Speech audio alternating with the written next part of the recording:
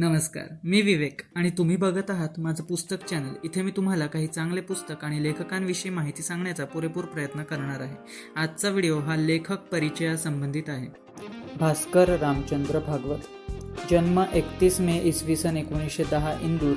मृत्यू 27 ऑक्टोबर इसवी सन 2001. भास्कर भागवत हे बालसाहित्य लिहिणारे मराठी कादंबरीकार, पत्रकार, भाषांतरकार आणि विनोदी लेखक होते. ते भारा भागवत या नावानेच प्रसिद्ध होते. मराठीतील पहिल्या बालकुमार साहित्य संमेलनाचे 1976 मध्ये अध्यक्षपद त्यांनी भूषवले. त्यांनी लहान मुलांसाठी विशेषतः कुमार वयोगटासाठी अनेक कादंबऱ्या व साहसकथा लिहिल्या.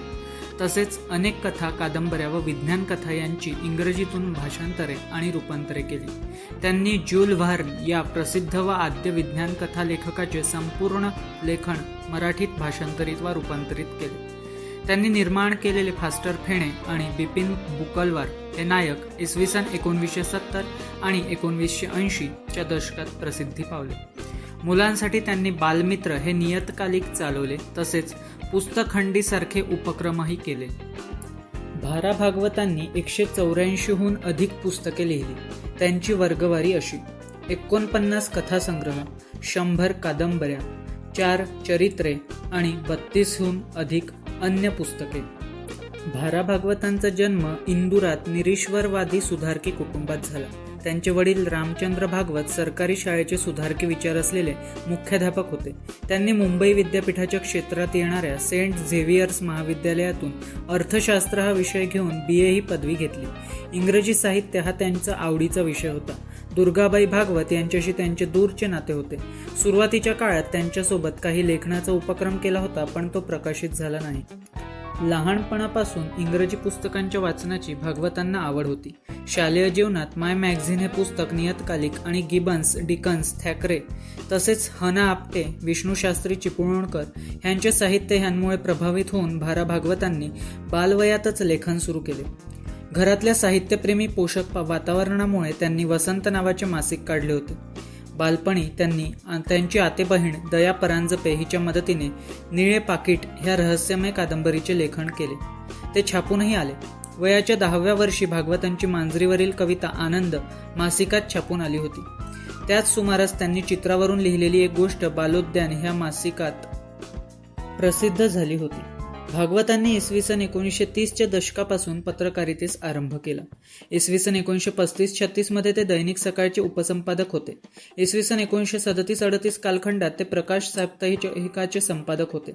ऑल इंडिया रेडिओच्या दिल्ली केंद्रावरील वार्तापत्राचे ते मराठी अनुवादक इसवी सन 1941 ते 42 मध्ये होते. महात्मा गांधींच्या अटकेची बातमी प्रसारित न करण्याचे आदेश असतानाही त्यांनी ती केली आणि नोकरीचा राजीनामा देऊन ते भूमिगत झाले. तेव्हा त्यांचा विवाह लीलावती भागवत यांच्याशी झालेला होता व त्या गरोदर होत्या. पण भारा भागवत भूमिगत झाल्यावर त्यांना लपतछपत मुंबईत परत येणे भाग पडले. याच काळात SM जोशी यांच्यासोबत भागवत भारतीय स्वातंत्र्य चळवळीत सहभागी होते. विसापूरच्या तुरुंगात त्यांनी त्याबद्दल कारावासही भोगला. त्याच काळात त्यांची आई वारली.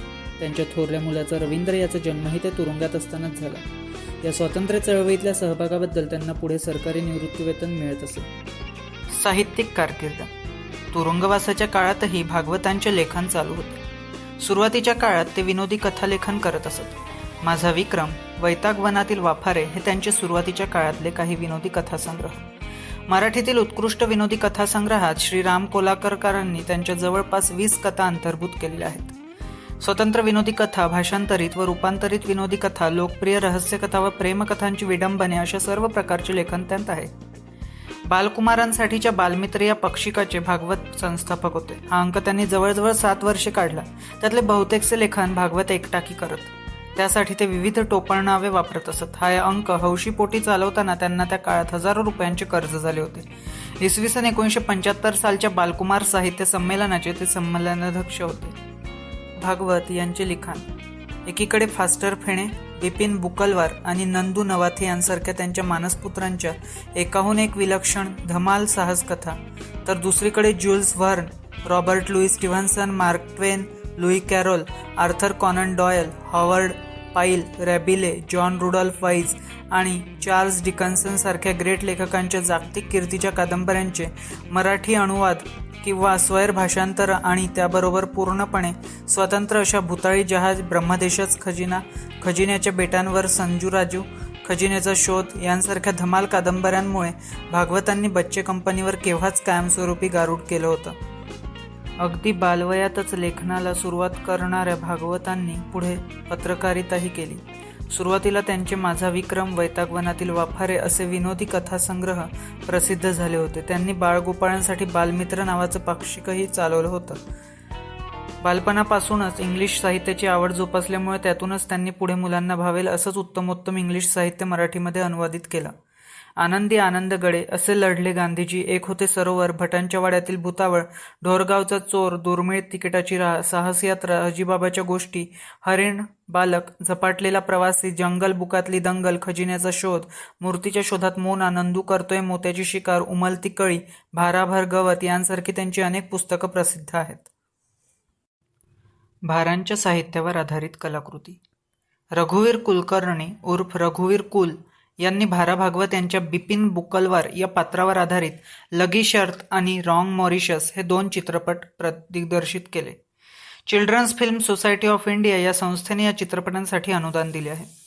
भारा भागवतांच्या 105व्या जयंतीच्या निमित्ताने ऐसी अक्षरे या मराठी संस्थळाने त्यांच्यावर विशेषांक काढला. त्यात भाराचे अप्रकाशित साहित्य, कुटुंबियांच्या मुलाखती, पूर्वप्रकाशित लेखन, भाराच्या साहित्याची चिकित्सा करणारे लेख, फॅन फिक्शन, फास्टर पेहणीच्या गोष्टींमधून येणाऱ्या ठिकाणांचा धांडोळा असे विषय हाताळले आहेत. आज भारा भागवतांची 111वी जयंती. त्यांच्या स्मरणार्थ हा व्हिडिओ. धन्यवाद.